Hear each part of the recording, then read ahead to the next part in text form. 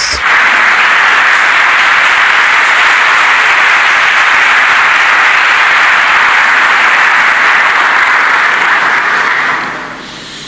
Your Excellencies, Ambassador of Turkey, Ambassador of Azerbaijan,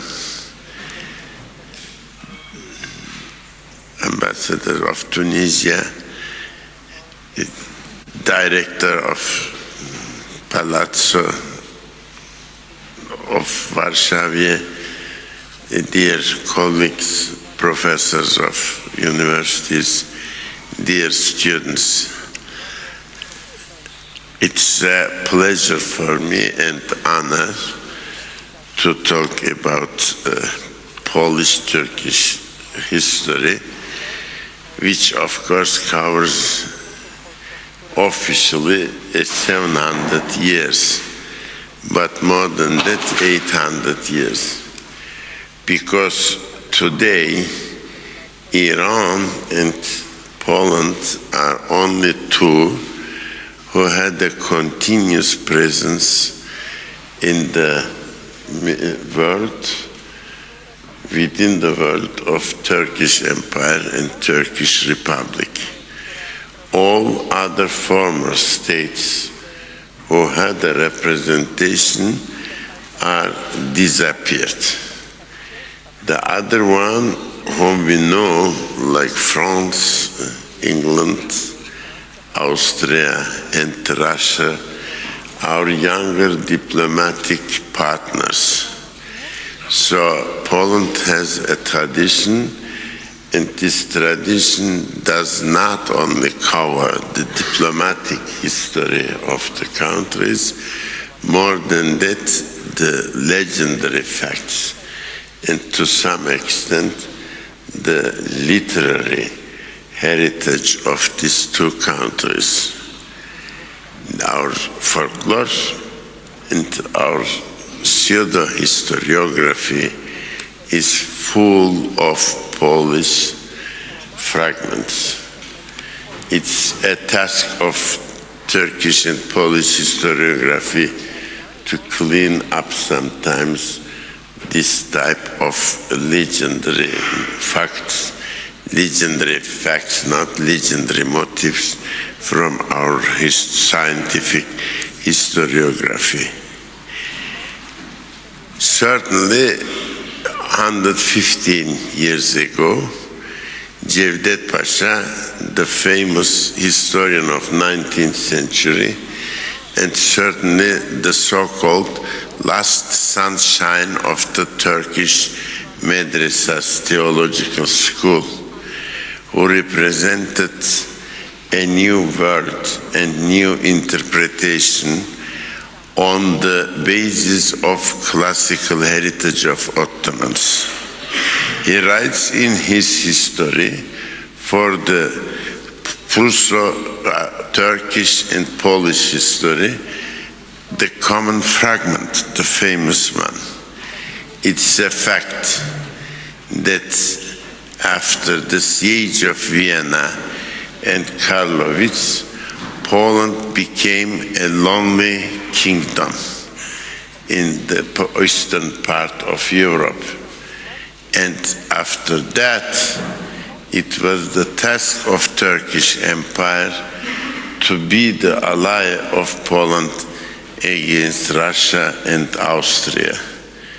And actually, it is the history of 18th century.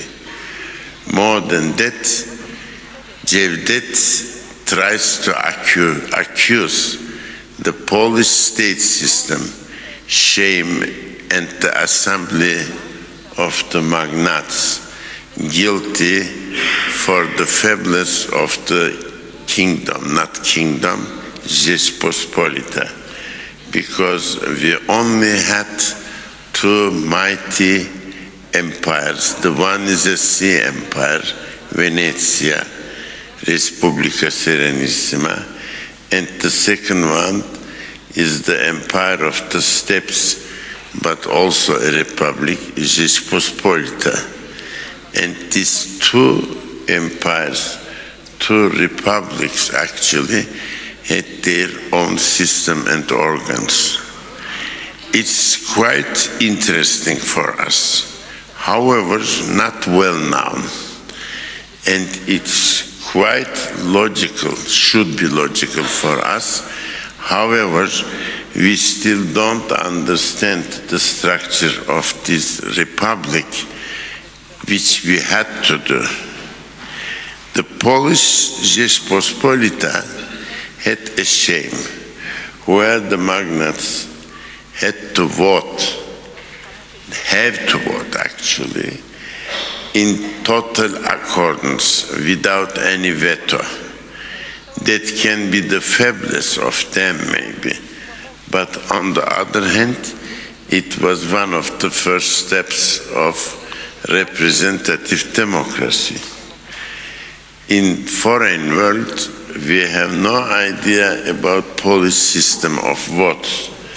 The one is, of course, when the time arrived for a new king or a dux in Venezia, they gathered together, and I think a few thousands. They have voted for their representatives. These are basically, of course, mighty and influential pawns of the republic, and then they came together in the famous Sejm. And among the first voters, we also have, quite interesting, the Tatar nobility of ex-Crimea. These are people who had, after internal conflict and war with the Khans of Crimea and with other Mirzas, and left the country and took their asylum in Polish Litva, in Lithuanian Grand Duchy. That means in the world of Rzeczpospolita or Wielkopolska. And among them we have certainly many families, dynasties, who stayed here and he ruled together. This is the first original site of this Catholic country, to have among his elite the Tartarian nobles of Muslim origin, and to give them their own privilege. That's a part of Ottoman history and Crimean Khanate. So a Khanate who not only stayed in our history, common history, as the rival of the Rzeczpospolita, but first of all, sometimes an internal partner of the Republic. It's also a fact that some of the minorities of this country are the real founders of Turkological researches.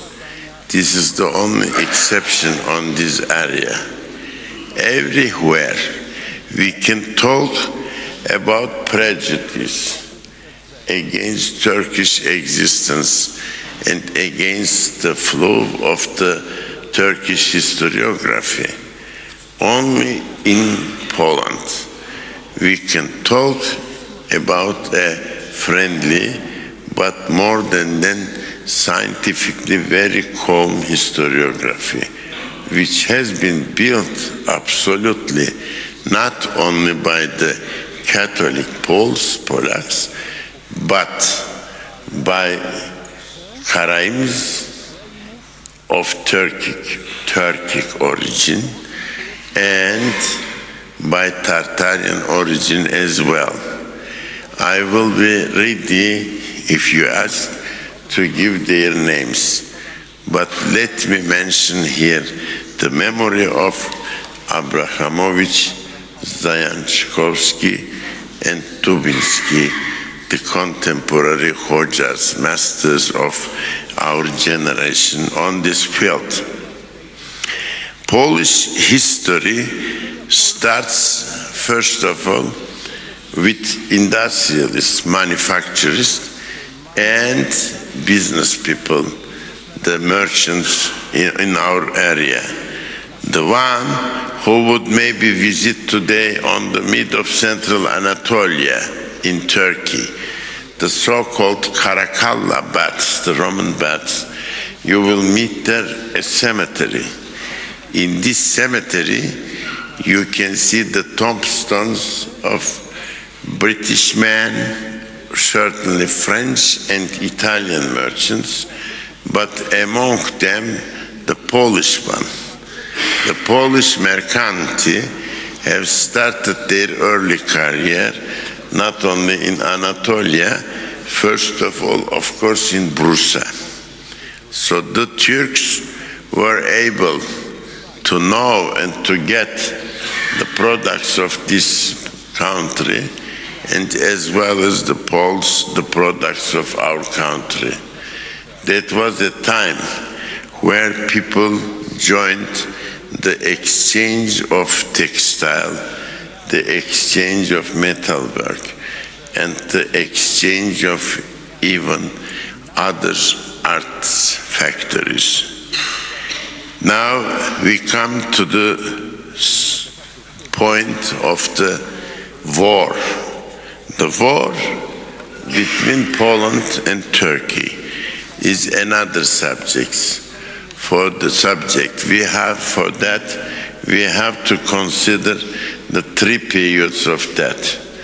The one has already started with the existence of Polish presence on Balkans, and that was the time of the Jagiellonians. The Jagiellonians have reached to the coast, the shores of Black Sea. So they are the neighbors of Turkish Empire, first time in the history. But unfortunately, this neighborhood could not exist so much. First of all, there was not an active commercial way to bring them to survival. But anyway, the Polish armies was a combination of Lithuanian, Bohemian, and Hungarian one. And this is the first page of the Ottoman history.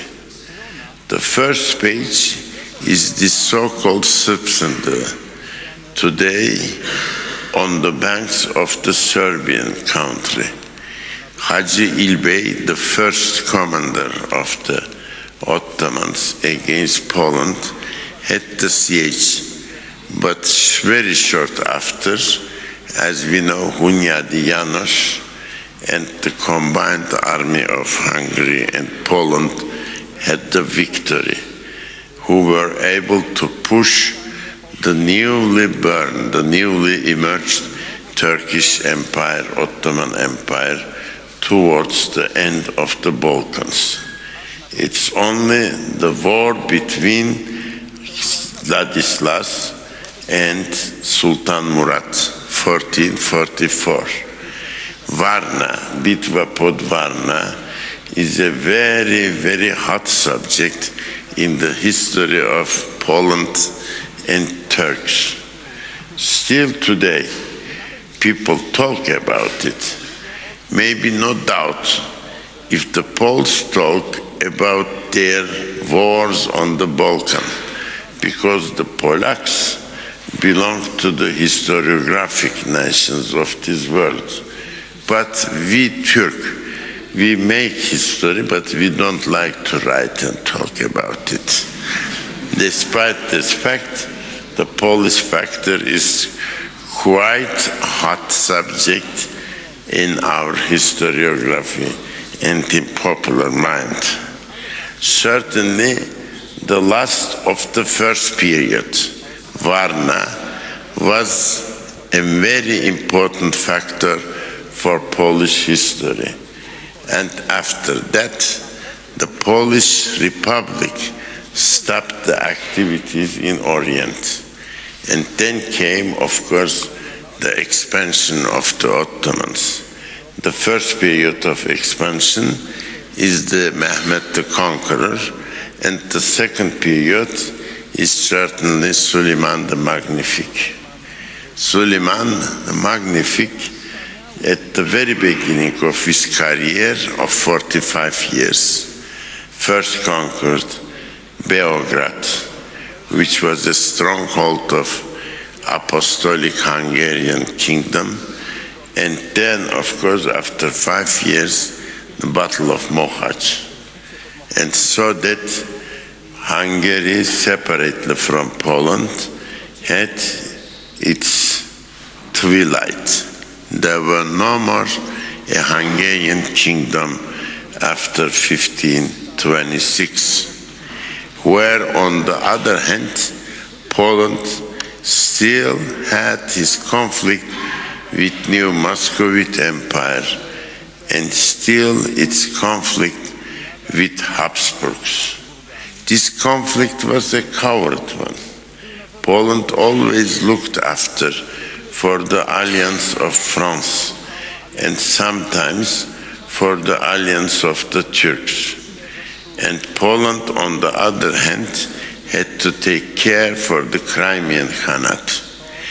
Today, we have a very interesting subject, the relations of Crimean Khanate and Polish Republic. One of the first ambassadors to Crimean Khanate, Martin Bronewski, compiled a wonderful travel book and so-called report of his ambassadorial days, Sefaretname. This title is called Tartariye Descriptio, translated even into Turkish, one of the rare books, where he gives a very intellectual description of the northern Black Sea and the political and social structure of a Muslim Khanate, the rest of the legendary Golden Order. And after that, we easily can understand what kind of meaning had Poland for the Turks. Poland had the Cossacks under his supremacy, and these Cossacks had been used, even misused, by the Muscovite Grand Duchy, Tsardom. And on the other hand, they had been used sometimes against Turkish Empire, but most of them, Poland had to survive under these circumstances. It's a fact there was a very original civilization and culture just on the mid of the steppes. These steppes is sometimes called, if I'm not wrong and pronounce this rightly, it was Rzeczpospolita Lager Zapadniego Kultura, against barbarians, they said. But these barbarians covered both Christians and Muslims. The Muslims had been, of course, the Turks, and the Christian part was the Muscovite Empire, the new one. Poland had to exist against these forces, but after a while, the traumatic changes brought another alliance, Poland and Turkish Empire against Muscovite Union and against Habsburgs. When could they be happened? 17th century, Belagerung, the second siege of Vienna by the Turks. There we had a very interesting historical turn point. The point is that Mustafa Pasha, the member of the famous Kara Mustafa Pasha, famous Köprülü dynasty of Grand Viziers. He was a very able statesman. He could rule Istanbul wonderfully at the absence of Grand Vizier. Who was this Grand Vizier? His brother-in-law, the son of the Grand Köprülü Mehmet Pasha. Köprülü Fazıl Ahmet Pasha, an interesting figure of 17th century. This historical portrait needs a small description. That first, he was a well-studied scholar, the son of Köprülü Mehmet Pasha, a Yeniçer, illiterate, but extremely intelligent, and who could restore the empire of 17th century against the revolts of the Yanichers and against the chaos of Anatolian peasants, could restitute the empire, bring the peace and order, and certainly under a dictatorship. So the way towards West was open. He died. The son of this illiterate, intelligent vizier was another Grand Vizier who became Köprülü Fazıl Ahmet Pasha. Ahmet Pasha, unlike his father, was a well-known scholar of his age. He was brilliantly intelligent, very calm man, and interesting discrepancy for a member of the ulema class, now no more from ulema, the Grand Vizier. He was not an alcoholic, but he liked to take his beverages every night. He died at 41, and in this very short life, within this short lifetime, he was able to bring to the empire the famous Treaty of Khotin and annex Kamanicha for a while.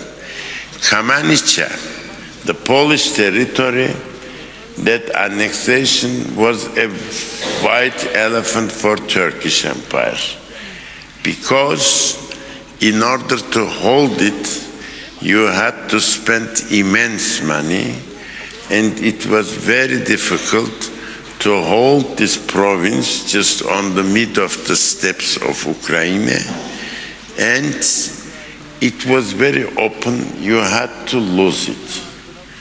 So there is a new hero in the history of Poland. This is Jan Sobieski. He was able to restore part of his kingdom, part of the republic, before the Second Siege of Vienna. It's a fact, as Cevdet Pasha says, the Second Siege of Vienna was an inevitable change for Jan Sobieski and Republic. The Arabs have a wonderful word for that, Qadar al-Muhabba, the beloved destiny. This destiny brings you sometimes to a later catastrophe, but you have to live it and you have to taste it. The siege of Vienna and the victory of Jan Sobieski was an inevitable destiny, a beloved destiny for Poland. The victorious king brought Poland a kind of faiblesse because of the restructuration of Austria. That means Holy Roman German Empire. It's certainly a fact. After the siege of Vienna during 18th century, Austria, especially this part of the German Empire, became an expansionist on the, by territories, first of all, by commercial activities and building of the manufacture and industry. And in this empire, finally, we have the last moment, the first, second, and third partition of the Polish Republic. Cracovia, the old center of this wonderful republic, became part of Austria, German Empire, and then Austrian Grand Duchy. And this time, we see these Polacks as diplomats, as generals and merchants at every corner of the Turkish Empire. And it's a fact that Polish culture had a kind of renaissance during these ages. The dark age of the Republic give a new kind of impetus to the people. And I'm sure the zenith point of that was the revolt of 1830, the internal war, and after that, of course, the common and joint venture of Hungarians, Poles, and Italians against Austria and Russia. In 1849, the Poles, together with Hungarians, took their asylum in the empire of the sultans. Before that, in 1831, the Polish Committee of Liberation took their asylum in Istanbul too. And the first example of Turkish history. This committee had been recognized by Ottoman court as a kind of diplomatic mission. That's very important. A similar one has been applied at the beginning of 20th century for Zionist committee and Levant Bank of the Zionist Committee in Istanbul. Certainly, it was a repetition of the last days of the Rzeczpospolita, when this notorious event had been heard in Ottoman Palace. The ambassador Franciszek Potocki was there waiting for his lettre de croyance. Whenever they heard it, they didn't hesitate, suddenly gave the audience to Franciszek Potocki. He organized and applied the whole delegation, a few hundred people, gave the lettre de credence to Sultan, became the title of ambassador to Sublime Porte, but of course, as soon as possible, he had to leave Istanbul and return to Cracovia. That was this event. And after that, the protocol had been repeated in Ottoman court. The ambassador of Poland, still on the way, that they had been kept till the beginning of Tanzimat era. The protocol, the sign, has died out with the change of the palace. In Dolmabahce, we don't have any proof of that type. Certainly, the Polish artisans like Glebowski, painters, the musicians, all had been in Istanbul, and the Saint Antoine mission today in Istanbul, of course, had its footprints in the history of our country and our capital, Istanbul. The War of 1768, it was a war against Catherine II, ended in 1774 with the loss of Crimean Khanate. And certainly that was the beginning of Dark Ages. It was also the end of the alliance, which had started in 1711 by the first alliance against Russia. Charles XII was there, and Stanislas Poniatowski was there. It was the war, and it was the time of the Polish presence in this country. Certainly, it was the time of the alliance between Sweden and Turkey. We cannot forget that during the handling of the Treaty of Karlowitz, the whole Christian, under the leadership of Innocence XI on one side, and the whole of the world, other part of the world, was on the side. Then other part of the world consisted only Ottoman Empire and Swedish Kingdom. Even Iranian Shahs had their representatives among the members of the Holy Liga. They supported the Holy Alliance in Karlovitz against the demands of Turkey. We had, a history. For that, it's very important. We had a Wojciech Krzyżanowski, the general who had been naturalized in England, became the first Rat, the first Müşavir, counselor of the newly founding Ottoman army. And for that, Königsmark, ambassador, legat of Prussian kingdom, the Russian ambassador said, maybe we can understand that an English general can help and counsel the Ottoman army, but not a naturalized Polish general. That shows us the deep conflict between the potential Poland and Russia, and on the other hand, the coward alliance had on the way. A history started in 1364 with war, ended now in a very strange and sweet alliance.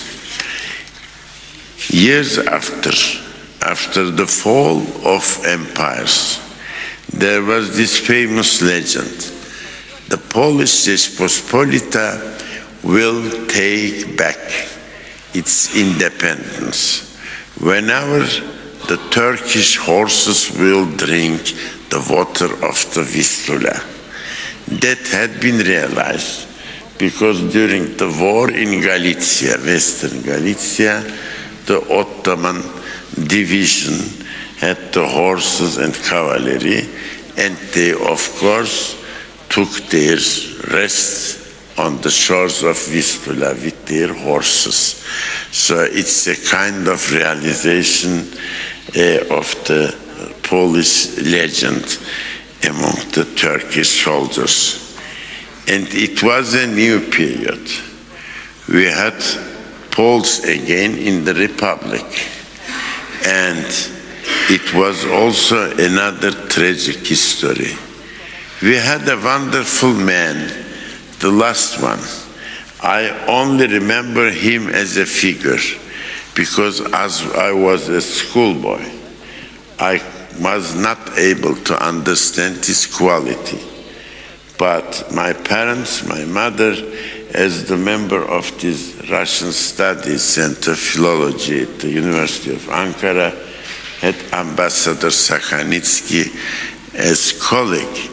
Sakhanitsky suddenly, over 13 days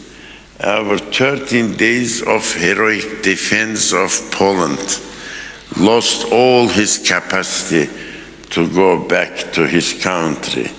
He and his wife, La Contessa, stayed in Istanbul. İsmet Pasha was generous enough to give him a salary, and he stayed there. After 5 years of period, he had the hopes to return to Poland. No, impossible. This time the Red Army and the new order. So he stayed there.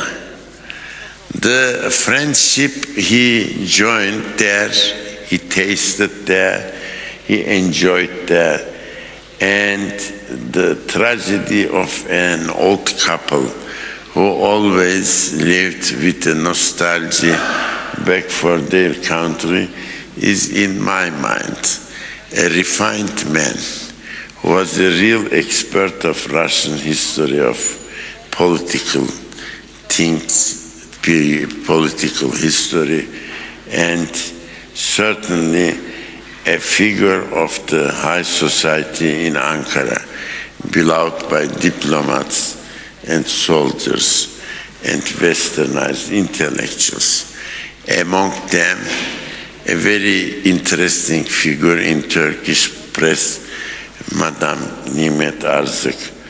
The mother was, I mean, from bourgeois class of Cracovia and Varsovia, and the father a young Turk, a very famous diplomat and soldier of the last Ottoman period.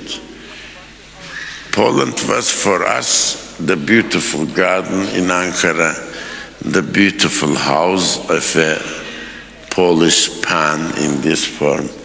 And Poland was for us Sienkiewicz and Raymond.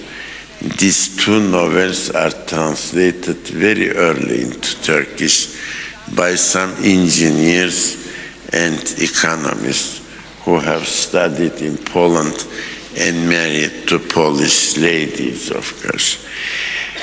I am very thankful to all of you that you gave me, submitted me, that you granted me this wonderful night and evening here in Warsaw. And I think, I don't know your program, I'm ready to take some questions and thank you for your patience.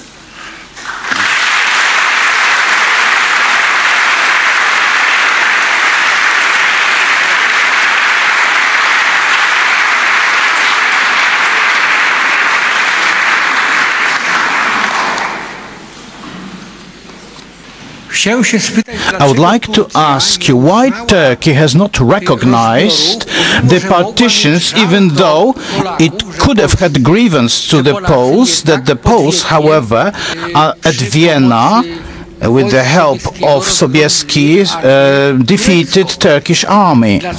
Why still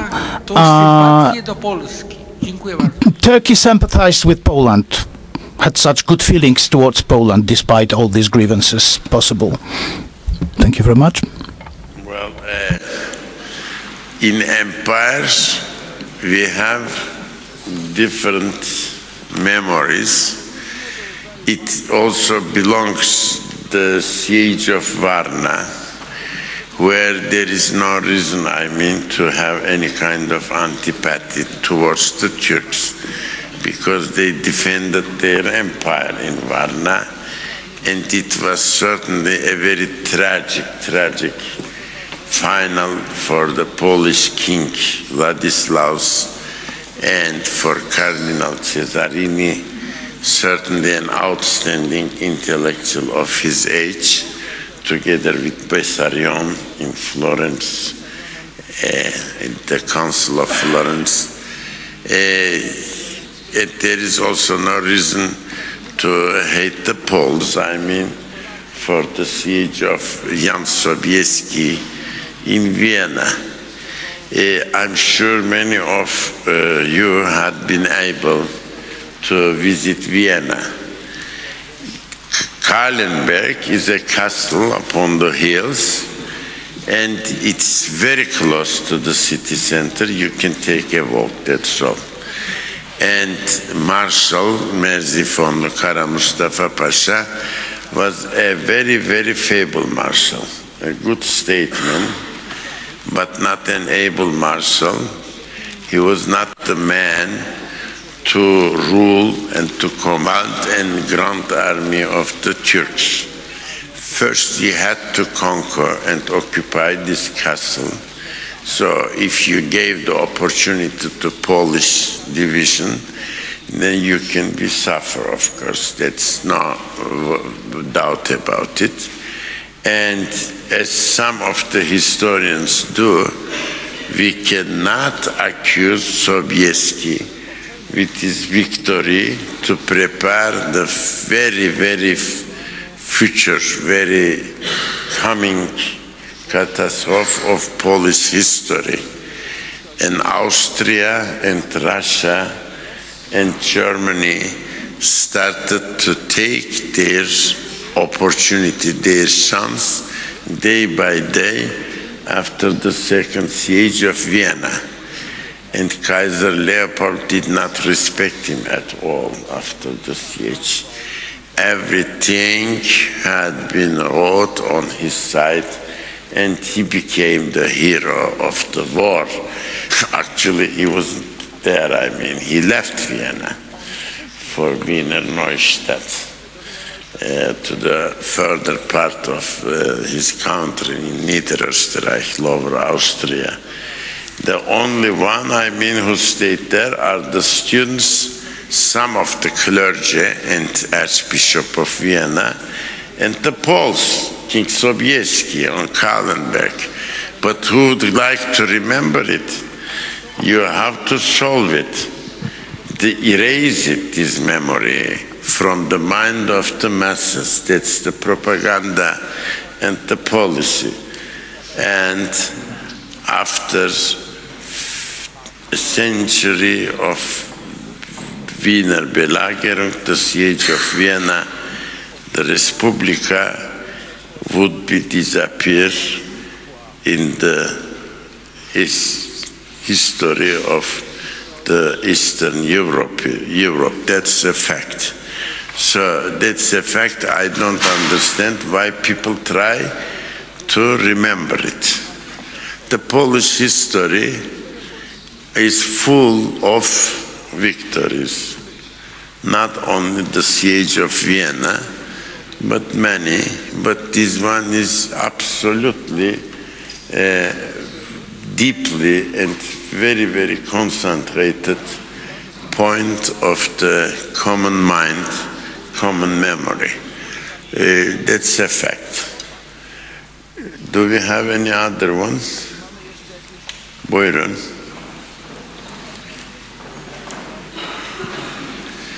First of all, I would love to thank you to give us that opportunity to listen to you, especially in abroad of Turkey. My question would be about language, actually. And there is a phrase in Polish, like siadać po turecku, like sitting like Turkish. Due to the it's like sitting like Turkish. Türk'ün zit. Yes, like bağdaş kurmak. Well, I mean, if you don't have a chair, you sit on that way. Yes, but the whole Oriental sit on that way.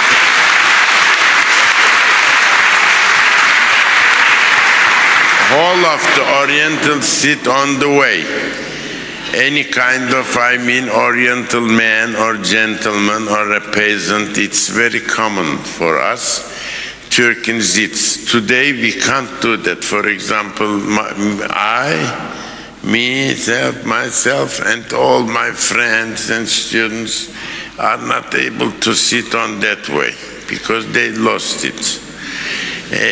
My father had a very anatomical structure, special one. I mean, he had not the last bone of his neck because he was born on the horse. That's something like that. He said to doctor, why are you so shocked? I mean, I don't remember the first day of my riding in my life. But today, I mean, our prime minister, ministress, said, I mean, beyaz at, white horse. Wrong, of course, it's kurat. They even can't use the vocabulary about the horse. The Russian teacher in Vienna says, loshat, the Russian loshat, comes from Turkish word alasha. And all the Turkish students looked up and said, what's that? So they have no idea about the vocabulary of the Turks in horse riding. That's something like our Türk'ün zits belongs to everyone, to the Arabs, Persians, of course the Baburids and Indians. But they call it so Türk'ün zits because they try to sit here on the chair. That's very typical. To sit on the chair helps you for your own dining. Those who have the Türk'ün zits, they eat faster. The Turks don't like long dinners, you know that. Their conversation covers only coffee and smoking after meal. And these are facts we have to know in our life. But on the other hand, this type of Türk'ün zits help the Turks and other Orientals to use another type of closet. And that helps a lot to the circulation of the blood and etc. That's other hazardous. And I think the history of toilet and dining is as important as the war material. So a new page for our history.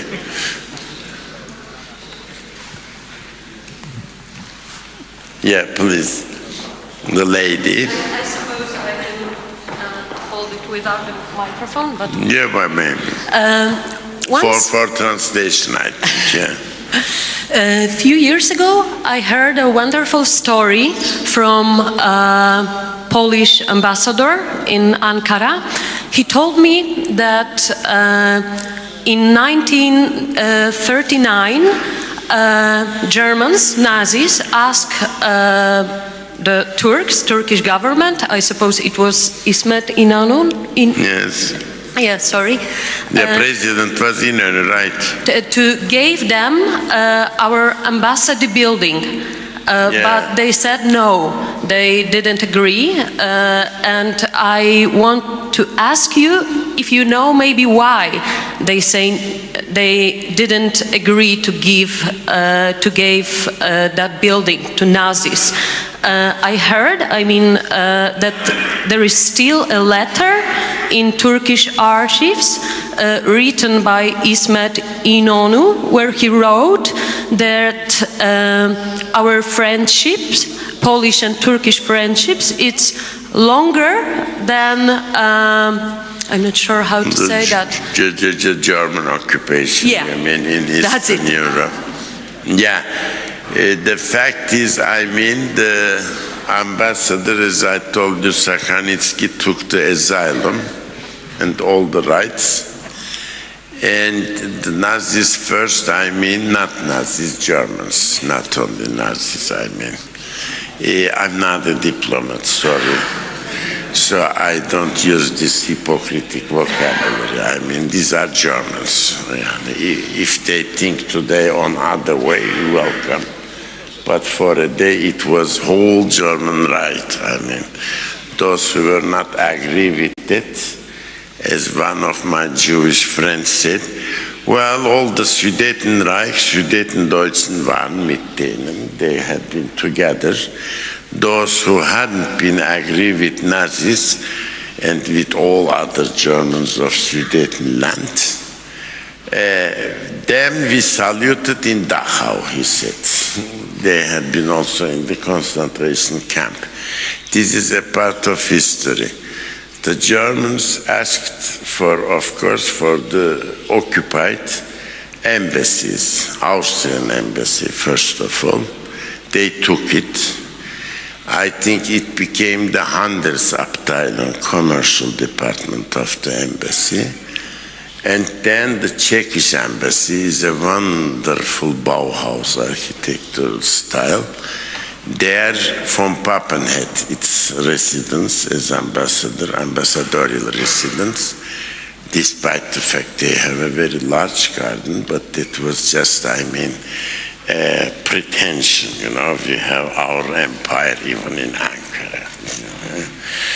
And then I think after a while, they tried for Polish embassy, but I don't know who had been there after a while, not at the beginning. So because not a treaty between Poland and Germany after the occupation, as you know, but the times arrived and there was no more Poland. None of them, the other states recognized the occupation of Poland by Germans. They had a government in London, unlike others, many others, but it is the destiny. And certainly after the war, they had returned.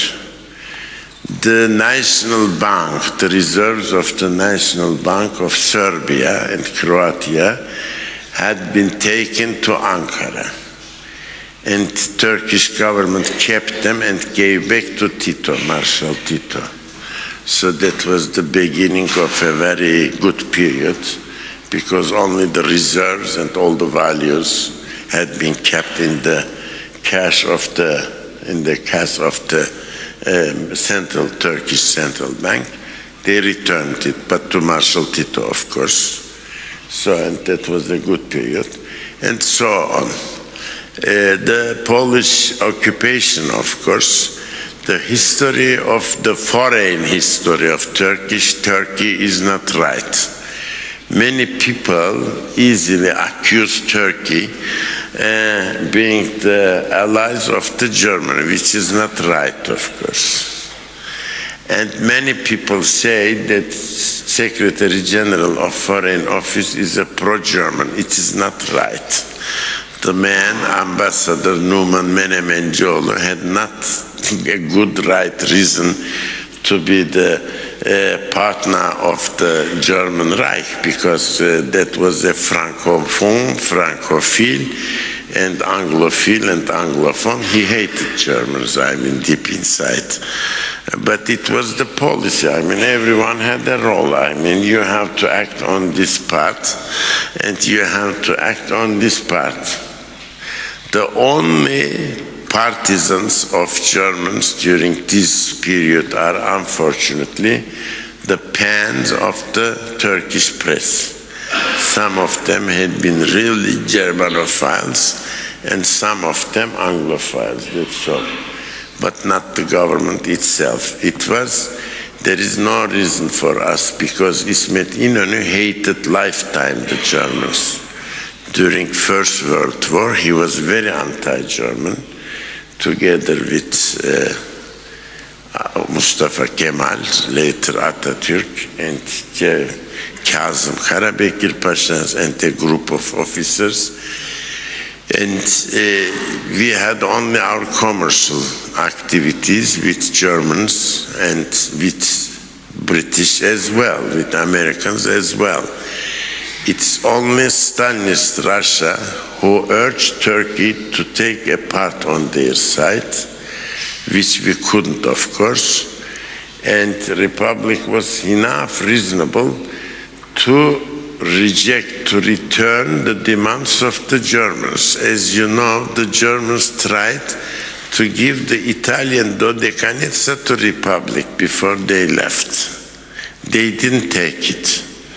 And it's good because they scared of being partner of Nazi Germans, and that was quite dangerous for Turkey if you have the Russians nearby. There you have to be very careful, of course. Please, buyurun. İyi akşamlar. Mehmet Ali Özçobanlar, Universitet Warszawski, Faculty of Management, Organizational History. I would like to ask, first of all, the question is regarding the more closer historical relation between Poland and Turkey. That I had a speech and research about Polish and Turkish relationship in the Second World War, about the Polish intellectual people who lived in Turkey. And regarding those people, some of those people, they established in Etimeskut aircraft factory during the Second World War. So they stayed in Turkey for around 5 years. And could you say actually this was a support, although we know that Turkey was not literally included in Second World War, that was a support for the alliance of Second World War participant? And the second question will be more contemporary. One of your interview with Bulgarian king, the last Bulgarian king in Hurriyet newspaper, who actually ate the first banana in his life in Turkey. And that was a Turkish banana. Today we don't have this privilege anymore. Yes. The South American banana, which I don't prefer so much. In your interview, actually, that's the Bulgarian king came back to Bulgaria after 5th or 6th decades and start in a democratical way, and he became a prime minister in Bulgaria. So, do you think in Turkey we may have some of this in the past, the royal family members may have a place in Turkish democratical area nowadays? Do you think so? Nowadays, well, they can have, and they try. And I think the government party was quite sympathetic with them. They had good relations, but I don't think many of them are able to join any kind of activity, especially the political one. Like everything, the good old days and the good old men have been passed away. Former crown prince or the head of the dynasty, Osman Ertuğrul Efendi, was a wonderful man. I mean, his knowledge in music, his German in Teresianum, which he picked up there in Vienna, and his French, his ability, he died. So we don't have any of them. The second one is, I know, is the Princess Neslişah Sultan. I mean a glossaire, a polyglot, starting with Arabic, Provençal French, English, and etc. And a very good friend of Otto von Habsburg. Quite interesting, huh? These two dynasties, I mean, who fought like cats and dogs, I mean, their children, the last crown prince and the last princess of the dynasty, official princess, official registered, became good friends. This is something else, of course.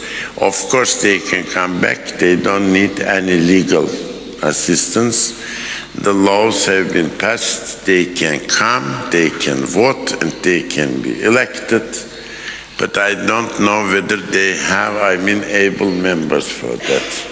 If they can, welcome. They are citizens anymore. If you have, yeah, please.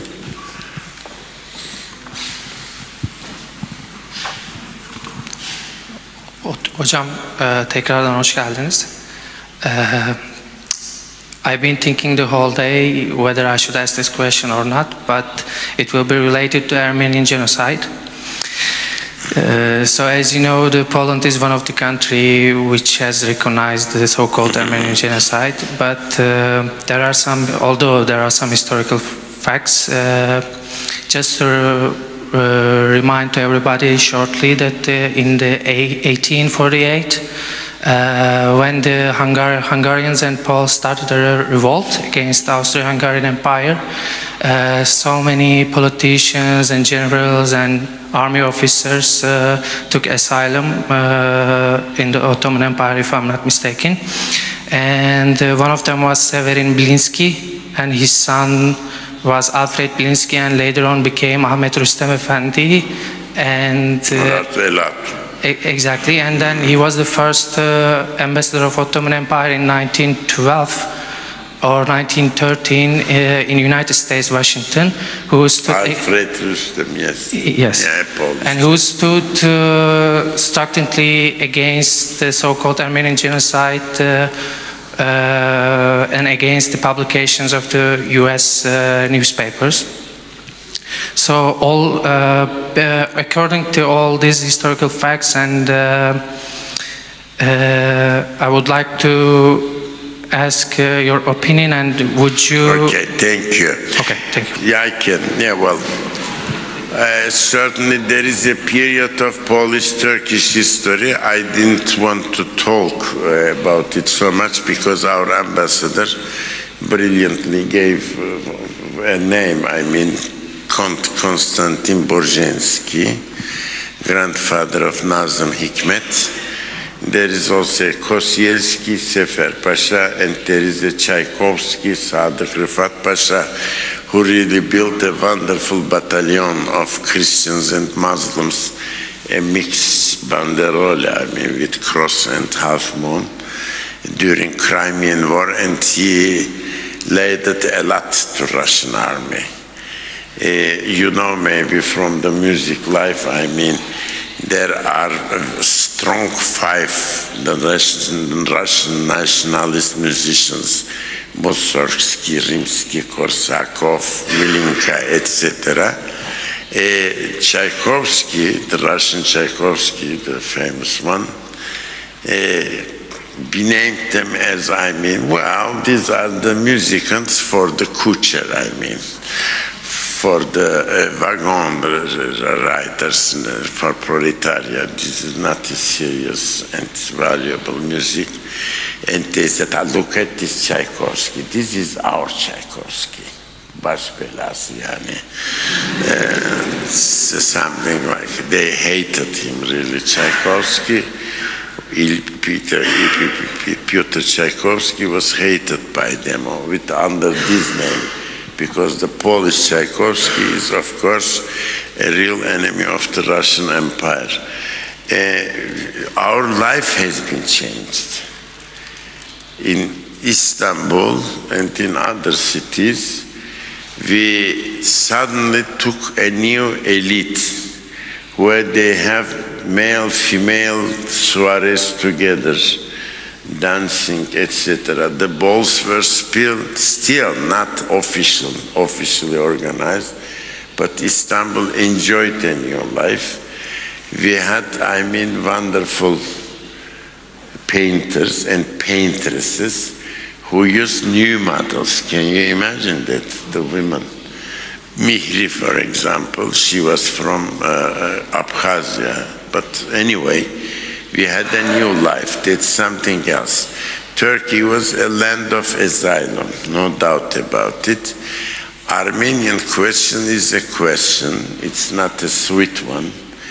That was the joint massacre of the peoples. The Armenians massacred some of the Muslims, and Muslims massacred the Armenians, and there was an organization. This organization is led by the German staff. At the head of them, I mean, Bronsart von Schleffendorf, general. That was the general staff chief of Enver Pasha. It's a fact. We are able to discuss it. We have to discuss it together with Armenians. But what I don't understand is, I mean, to decide for this very complicated historical point, historiographical problem, the parliaments.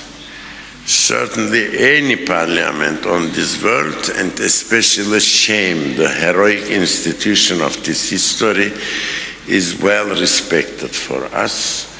You have to be proud with them at every stage of Polish history. Their decisions should be holy, like, I mean, sacramental one. But to that finally, that's, I mean, a kind of parliament. The parliaments should not be able to lead the historiographical points. That's another fact. Every corner of our palace is full of legends about Turco-Polish history. We had been really hurt after that, and we didn't understand it. That's the only thing I have to say. The respectable chairman of Polish Shame had been by us for a visit, and he said, well, we have to be, I mean, an arbiter between Armenians and Turks to bring that to a point. I said, you can't be, because you are one of the parts, because of this decision. So I can't understand it, and I don't know why it's necessary to do it. Poland is too far from Armenia and from Turkey to some extent. Well, there are here wonderful cemetery in Lvov, former part of Polish Republic. There in this cemetery you can have some Kypchak Armenian tombstones, but Kypchak Armenian tombstones, not from Armenian race, Turkish one. And you even can find some articles about it in La Revue du Monde Arménien. It's a part of the actuality. That's difficult to understand. It's difficult to understand. I'm not an expert of Polish Catholicism. I respected it. Because outside of the church there was communism for a while, Stalinism. But within the church there always had been a Poland. This Poland has to keep its own Polish character. That's what I say. But I'm not a Polak. This is just a friend of Poland, I mean, from my early times. And the Turks are actually, I mean, they have nothing against Poland, as you know. And it was hard for us to understand this type of demonstration. That's a demonstration. Thank you.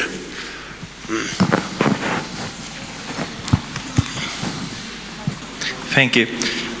Professor, thank you again for coming here and visiting us. I would like to, it's not actually a question, but I would like to hear your comment about recent events, because people who were living here long enough to feel the differences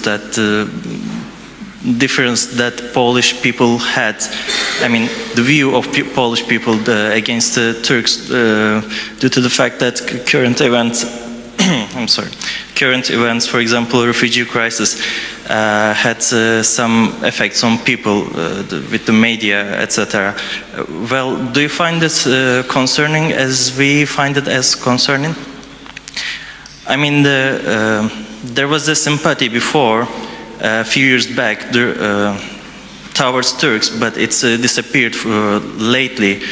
I suspect it's due to the fact that refugee crisis arose and the media was constantly focusing on that, and the fact that we have the same religion as those people, as those Syrian people coming to Europe. How do you comment on that? Well, certainly people don't like these large amounts of migrants and migrations to their own country, because everyone has, I mean, a kind of hesitation and a kind of anxiety, losing his job, etc. That's understandable. But I'm not the one, I mean, who would reject the Syrian part. I know this country a little bit. Syrians have a wonderful elite in Middle East, and a good part of them are good artisans. However, they also have beggars and bandits, etc. And good agronomes, agriculturists. So they can be assimilated. There is no reason to reject these people forever, which I don't find very right. It's very fact, it's my idea. To talk about anti-Turkism in this country is for me not easy to understand, because even during Second World War, the darkest age of the Poland, there were lots of migrants from Soviet Union, Tatars and other Turkic peoples. I asked them personally during my lifetime, because I'm a man born in 47, what kind of days you had. Of course, very difficult days. It was war, but we had no rejection and no anti-Turk, anti-Muslim feelings among the Polish people. That's what they said, the immigrants of those days. There are many, I mean. Here they had, I mean, even a Turkic community starting on the Bazar Rinke, up, I mean, climbing to the level of academicians, etc. I can give you some names even. So that was their joint and common opinion. If there is a kind of anti-Turkism today, which I don't, I mean, we will know very well, of course, it's a pity. It's a pity. because we have another image for this country. Hopefully it will pass. It will pass. The days are very difficult for everyone, and everyone looks for that. But if this anti-Turkism comes by German propaganda, covered or uncovered, it's really something to discuss. Because I know the Germans have a very serious anti-propaganda for Turks of different reasons. We are aware of that as scholars. There are some new dissertations in Germany who have nothing to do with serious tradition of scholarly tradition of this country. We can give you some names, I mean, who create, who write fakes, I mean, and in German which is called Dichten, I mean. They dichted, that's a Dichtung, I mean, it's a fake historiography, and those have nothing to do basically with the quality of former classical German Orientalists and historians and scholars. And there is a really subversive attack, I mean, towards some points of Turkey and Turkish history. For example, he gives a book, Ehrenmord in der Türkei. Ehrenmord is, as you heard about it, I mean, this so-called honor mords, etc. They don't give any geographical definition nor a timetable of that type of cases. That's a sociological monography, soi-disant, so-called one. Or any kind of, I mean, propaganda brochure under the title of a scholarly work. The one talks about gas chambers in Trabzon, I beg your pardon, Trabzon, one of the underdeveloped regions of Turkish Empire on the Black Sea coast, and during First World War. During First World War, I mean, gas chambers.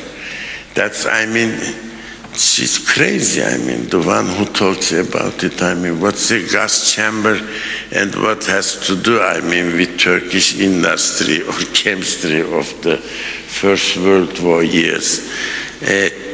This type of propaganda affairs have been certainly financed not by scholarly institutions, but some others. It's clear that I would like to say here and leave it to your own understanding and your own search. Thank you.